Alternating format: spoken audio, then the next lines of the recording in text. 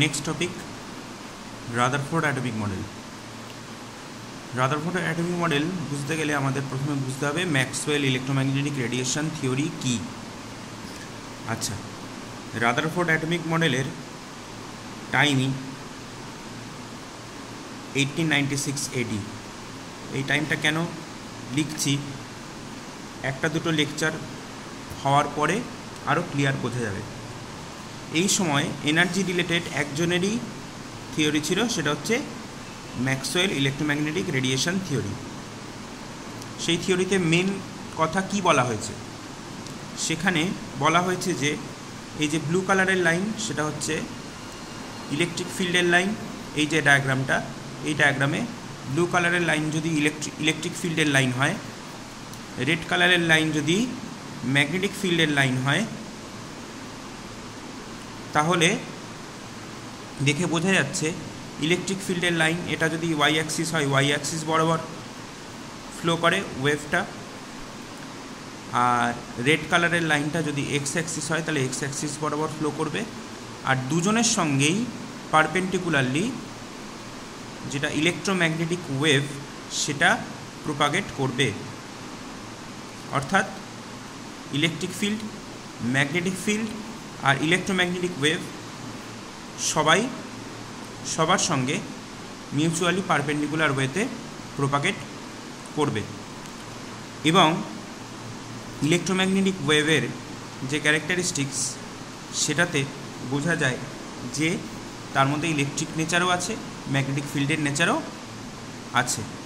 এখান থেকে যে মেন টপিকটা আমার জানা দরকার ম্যাক্সওয়েলের ইলেকট্রোম্যাগনেটিক রেডিয়েশন থিওরি থেকে, সেটা হচ্ছে continuous energy absorption and radiation. তার মানে কোনো একটা মুভিং পার্টিকেল যদি হয়, সে কন্টিনিউয়াসলি এনার্জি এমিট করবে বা অ্যাবজর্ব করবে কন্টিনিউয়াসলি। যদি সে মোশনে থাকে তাহলে তার এনার্জি কন্টিনিউয়াসলি কমতে থাকবে, আর যদি স্ট্যাটিক থাকে তাহলে তার এনার্জির কোনো পরিবর্তন হবে না। এইটুকু জিনিস যদি মাথায় থাকে তাহলে রাদারফোর্ড মডেল ক্লিয়ারলি বোঝা যাবে। আচ্ছা, এবার চলে আসি রাদারফোর্ডের এক্সপেরিমেন্ট কী করেছিল। রাদারফোর্ড এক্সপেরিমেন্ট করেছিল যে কোনো একটা গোল্ড ফয়েল নেওয়া হয়েছিল, এটা গোল্ড ফয়েল, এটা আলফা পার্টিকেল সোর্স। এই alpha particle source actually helium nucleus, হিলিয়াম-24। আগের লেকচারেই আমরা শিখেছি যে কিভাবে নিউক্লাইড লেখে। এটা হচ্ছে হিলিয়াম নিউক্লাইড এবং এটা একটা পজিটিভ চার্জের সোর্স হিসেবে কাজ করছে। এটা gold foil, this is gold foil. আর এইটা জিঙ্ক সালফাইডের একটা স্ক্রিন। এক্সপেরিমেন্ট কী করা হয়েছিল আমরা সবাই জানি, ক্লাস 9-এ পড়ে এসেছি, তবুও আরেকবার রিপিট করেছি যে আলফা পার্টিকেল সোর্স থেকে যখন আলফা রে এমিট হচ্ছে, তখন ম্যাক্সিমাম রে যে পথে যাওয়া সেই পথে সোজা বেরিয়ে যাচ্ছে উইদাউট এনি অবস্ট্রাকশন। কিছু রে ডিফ্লেক্ট করছে, আর অ্যাপ্রক্সিমেটলি 20,000:1 রেশিওতে রে যে পথে যাচ্ছে সেই পথে আবার 180 ডিগ্রিতে ব্যাক করে চলে আসছে। এখান থেকে 3টে অবজারভেশন আমরা পাই। ফার্স্ট অবজারভেশন কি? ফার্স্ট অবজারভেশন হলো অ্যাটমের ম্যাক্সিমাম স্পেস ফাঁকা, যার জন্য alpha particle without any obstruction pass করে যেতে পারছে। সেকেন্ড অবজারভেশন কি ছিল আমাদের? সেকেন্ড অবজারভেশন ছিল কিছু রে নিউক্লিয়াসে ধাক্কা খেয়ে অথবা নিউক্লিয়াসের সাইড দিয়ে যাওয়ার সময় তার দ্বারা রিপেলড হয়ে ডিফ্লেক্ট করছে, ডাইরেকশন ডিফ্লেক্ট হচ্ছে। এটা সেকেন্ড অবজারভেশন ছিল।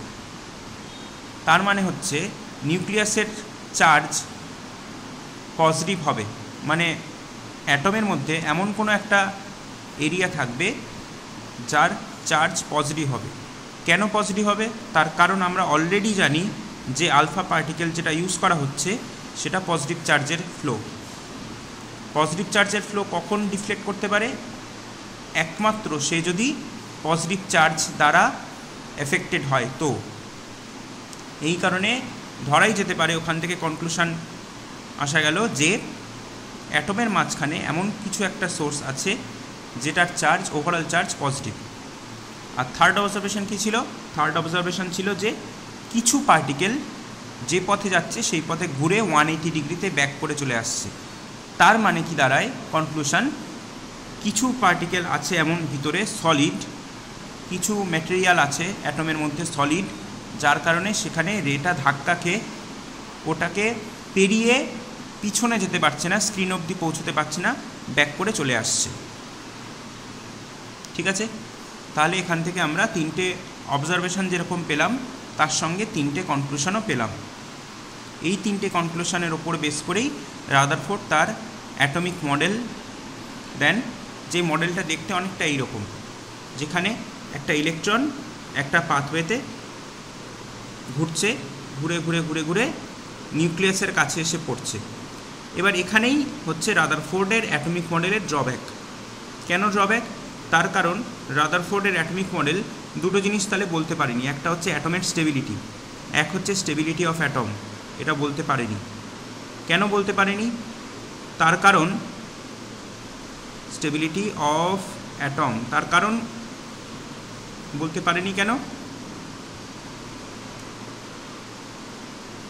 এই যে ম্যাক্সওয়েলের থিওরি আমরা পড়লাম একটু আগে, ম্যাক্সওয়েলের থিওরি থেকে আমরা জানতে পারি যে কন্টিনিউয়াস এনার্জি অ্যাবজর্পশন বা এমিশন হয় বা রেডিয়েশন হয় কন্টিনিউয়াসলি কোনো একটা মুভিং পার্টিকেলের।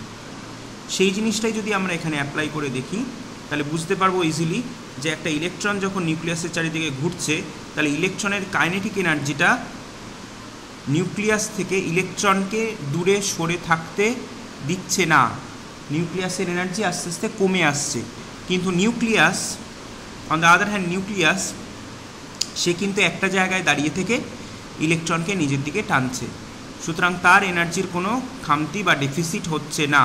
শুধুমাত্র ইলেকট্রনটা যেটা নিউক্লিয়াসের চারিদিকে ঘুরছে তার কাইনেটিক এনার্জিটা থাকার কারণে তার এনার্জি ক্রমশ কমছে এবং আস্তে আস্তে নিজে নিউক্লিয়াসের কাছে চলে আসছে এবং আলটিমেটলি দেখা যাচ্ছে নিউক্লিয়াসের ওপর এসে পড়ছে। এই জন্য রাদারফোর্ডের অ্যাটমিক মডেল অ্যাটমের স্টেবিলিটি এক্সপ্লেন করতে পারেনি।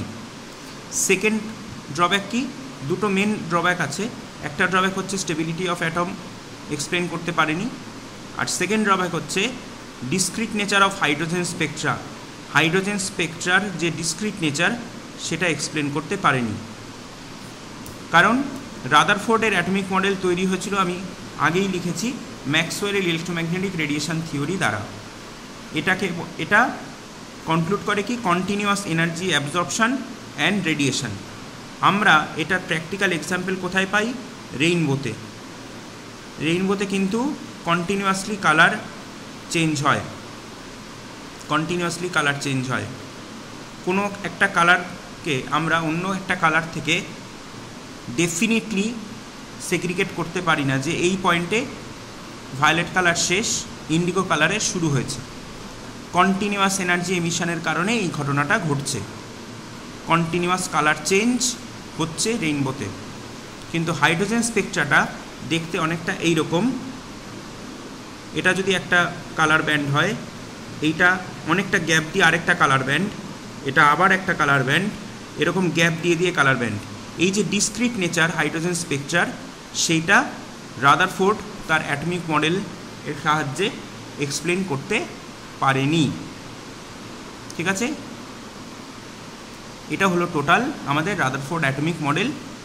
পরবর্তী ক্লাসে আমরা এই রাদারফোর্ডের ড্রব্যাকটাকে রিকভার করে কিভাবে বোর থিওরি এলো সেটা জানবো। তার আগে কিছু আদার টপিক কভার করতে হবে, যেরকম black body radiation, photo electric effect হতে পারে। ঠিক আছে, আজকের মতন ক্লাস এটুকুই।